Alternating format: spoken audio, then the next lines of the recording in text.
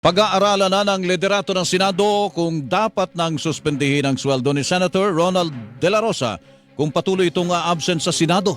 Ayon kay Senate President Pro Tempore Panfilo Lacson, mungkaha ito noong magpulong sila ni na Senate President Vicente Sotto III kasama si dating Senator Antonio Trillanes IV na humiling sa kanila ng pulong.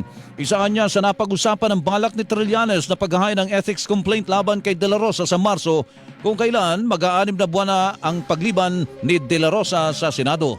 Gusto ko lang pong kumpletuhin yung 6 months na absences niya para talagang wala na hong lusot. So ang estimate ko po nito ay sa Mayo ito matatapos. So binibigyan natin siya ng ng konting panahon pa para maisipan niyang pumasok. Ang tinig ni dating Senator Antonio Trillanes IV.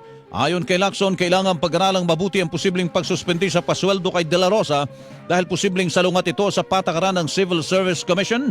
Bagamat sinabi umano ni Soto na may puder ang Senado na gumawa ng sarili nitong panuntunan. More or less, yun ang isang suggestion na baka isuspend or tigil yung sweldo kasi parang sabi ko kay SP kanina, paaral natin mabuti kasi covered kami ng civil service law.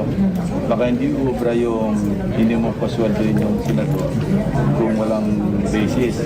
Pero tama rin sa SP, we have our own rules. Ang tinig ni Senate President Pro Tempore Panfilo Lacson.